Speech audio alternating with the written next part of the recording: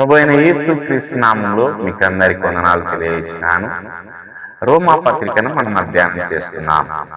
12వ అధ్యాయం 6 నుంచి 8 వచనాలు. ఈ వచనాలను ఆధారం చేసుకుని మనం పాఠం యొక్క పేరు ఆత్మీయ వరముల ఉపయోగం. ఇందులో 10 విషయాలు కలవు. మొదటిది కృపను బట్టి అనుగ్రహింపబడిన వరములు. 6వ వచనం పౌలు ఇలా ప్రారంభిస్తాడు: మనకు అనుగ్రహింపబడిన కృపను బట్టి వేరువేరు వరములు మనకు కలిగినవి. ఈ వాక్యం ఒక ప్రాథమిక సత్యాన్ని స్థాపిస్తుంది. ఆత్మీయ వరములు సంపాదించుకునేవి కావు, కానీ కృప ద్వారా అనుగ్రహింపబడతాయి. ప్రతి విశ్వాసి దేవుని నుండి ఏదో ఒకటి పొందాడు. మరి ఏ ఇద్దరు విశ్వాసులు సరిగా ఒకేలా ఉండరు. వరములలోని వ్యత్యాసాలు ఉద్దేశపూర్వకమైనవి. సంఘం సక్రమంగా పనిచేయడం కోసం దేవునిచే రూపొందించబడినది. ఇది గర్వాన్ని మరియు అసూయను రెండింటినీ తొలగిస్తుంది. వరం స్వయంగా సంపాదించుకునేది కాదు, కాబట్టి గర్వం తొలగిపోతుంది. ప్రతి వరం దేవునిచే ప్రత్యేకంగా కేటాయించబడింది, కాబట్టి అసూయ తొలగిపోతుంది. ఇక్కడ దృష్టి వరాలను పోల్చడంపై కాదు, కానీ అనుగ్రహింపబడిన దానిని విశ్వాసంతో ఉపయోగించడంపై ఉంటుంది. రెండవ విషయం, మన వరాలను ఉపయోగించాల్సిన బాధ్యత. 6వ వచనం పౌలు ఇలా కొనసాగిస్తున్నాడు: ప్రవచనమైనా సరే మనం ప్రవచిద్దాం. ఇక్కడ క్రియకు ప్రాధాన్యత ఇవ్వబడింది. మనం ఆత్మీయ వరాలు నిర్లక్ష్యం చేయడానికి లేదా దాచిపెట్టడానికి ఇవ్వబడలేదు. అవి ఉపయోగించబడడానికి ఉద్దేశింపబడ్డాయి. ఉపయోగించని వరం వృధా అయిన వరం. దేవుడు వరాలను కేవలం స్వాధీనం చేసుకోవడానికి కాదు, సేవ చేయడానికి ఇస్తాడు. ప్రతి విశ్వాసి తమ వరాన్ని ఇతరుల ప్రయోజనం కోసం మరియు దేవుని మహిమ కోసం చురుకుగా ఉపయోగించాల్సిన బాధ్యతను కలిగి ఉంటాడు. మూడవ విషయం, ప్రవచించే వరం. 6వ వచనంలో పౌలు ఇలా అంటున్నాడు: విశ్వాస పరిణామం చొప్పున. ఇక్కడ ప్రవచనం అంటే దేవుని సత్యాన్ని ప్రకటించడం. ఇందులో దేవుని సందేశాన్ని విశ్వసనీయంగా మరియు ఖచ్చితంగా తెలియజేయడం ఉంటుంది. విశ్వాస పరిణామం చొప్పున అనే పదబంధం యొక్క అర్థం ఏమిటంటే, మాట్లాడే వ్యక్తి దేవుడు బయలుపరిచిన సత్యానికి అనుగుణంగా మాట్లాడాలి. అది సరైన సిద్ధాంతానికి అనుగుణంగా ఉండాలి మరియు వ్యక్తిగత అభిప్రాయంతో కాకుండా విశ్వాసం ద్వారా నడిపించబడాలి. దేవుని వాక్యాన్ని పలికేవారు జాగ్రత్తగా, బాధ్యతగా మరియు దైవిక సత్యానికి లోబడి అలా చేయాలని బోధిస్తుంది. 4వ విషయం, పరిచర్య వరం, సేవ. 7వ వచనం పౌలు ఇలా కొనసాగిస్తున్నాడు: లేదా పరిచర్య విషయమై మన పరిచర్యను మనం కొనసాగిద్దాం. ఇది ఆచరణాత్మక సేవను సూచిస్తుంది.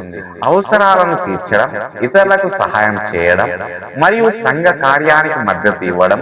ఇది ఎల్లప్పుడూ కనిపించకపోవచ్చు లేదా ప్రశంసించబడకపోవచ్చు, కానీ ఇది అత్యవసరం. కోరుకుంటూ ఉందాం అనే పదబంధం అంకిత భావాన్ని మరియు ఏకాగ్రతను సూచిస్తుంది. సేవ చేసేవారు తమ పనికి హృదయపూర్వకంగా అంకితం అవ్వాలి. సేవ అనేది ద్వితీయమైనది కాదు, అది ప్రేమ మరియు విధేయత యొక్క ఒక ముఖ్యమైన వ్యక్తీకరణ. 5వ విషయం, బోధించు వరం. 7వ వచనం పౌలు ఇంకా ఇలా అంటున్నాడు: లేదా బోధించువాడు బోధించుట గురించి, బోధనలో ఇతరులు అర్థం చేసుకుని ఎదగగలిగేలా దేవుని వాక్యాన్ని వివరించడం మరియు దానిని అన్వయించడం ఉంటాయి. దీనికి స్పష్టత, విశ్వసనీయత మరియు శ్రద్ధ అవసరం. బోధించే వ్యక్తి ఈ పనికి తనను తాను అంకితం చేసుకోవాలి. బోధించడం అనేది సాధారణమైనది కాదు. దానికి సన్నాహం, అధ్యయనం మరియు దేవునిపై ఆధారపడడం అవసరం. బోధించడం ద్వారా విశ్వాసులు బలపరచబడి సత్యంలో స్థిరపరచబడతారు. ఆరో విషయం, ప్రోత్సహించు వరం.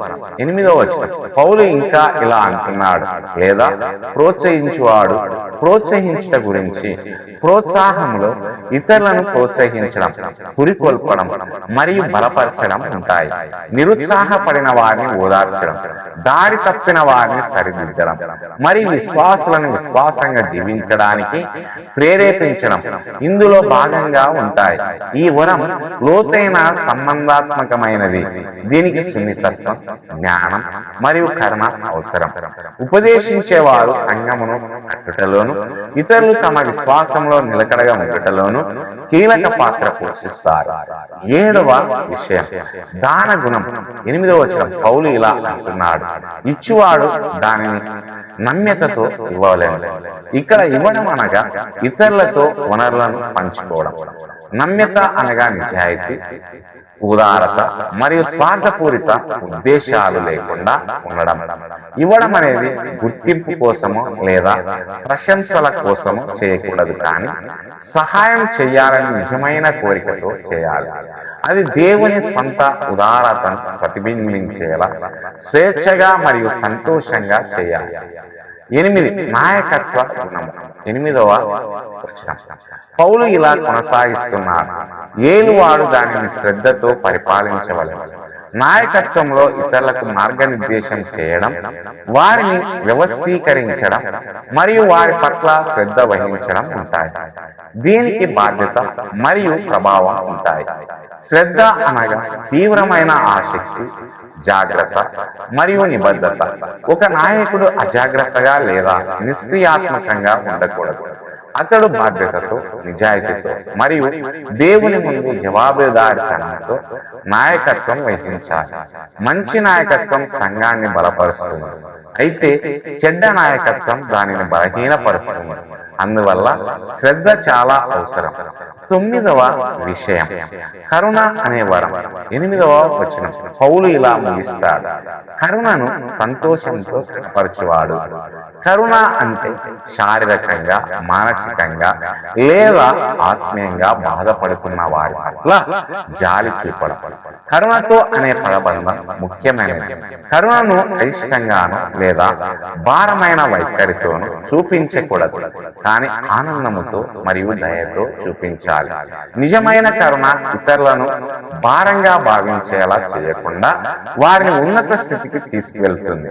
ఇది కరుణ చూపడంలో ఆనందించే దేవుని హృదయాన్ని ప్రతిబింబిస్తుంది. 10వ విషయం, వరాలను ఉపయోగించడంలో సరైన వైఖరి.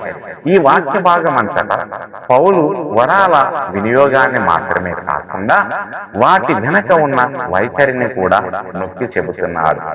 వరాన్ని ఉపయోగించడంలో విశ్వసనీయత, ప్రేరణలో చిత్తశుద్ధి, బాధ్యతలో శ్రద్ధ, సేవలో ఆనందం. ఆధ్యాత్మిక వ్యక్తిగత గుర్తింపు కోసం కాదు, కానీ ఇతరులకు సేవ చేయడం మరియు దేవుణ్ణి మహిమపరచడం కోసం. ప్రతి వరం, అది బహిరంగమైన లేదా వ్యక్తిగతమైన, విలువైనది మరియు అవసరమైనది. సారాంశం, సేవ కొరకు దేవుడు ప్రతి విశ్వాసిని వరాలతో సన్నద్ధం చేశాడని ఈ విభాగం బోధిస్తుంది. ఈ వరాలు విభిన్నమైనవి, కానీ అవి అన్ని ఒకే కృప నుండి వస్తాయి. ప్రతి విశ్వాసి తమ వరాన్ని గుర్తించి దానిని విశ్వాసంగా ఉపయోగించడమే వారి బాధ్యత. ప్రతి సభ్యుడు దేవుడు ఉద్దేశించిన విధముగా పనిచేసినప్పుడు సంఘం వృద్ధి చెందుతుంది, బలపడుతుంది మరియు క్రీస్తు స్వభావాన్ని ప్రతిబింబిస్తుంది. మీరు కోరుకుంటే దేవుడు ఈ మాటలను దీవించి ఆశీర్వదించునుగాక. ఆమేన్.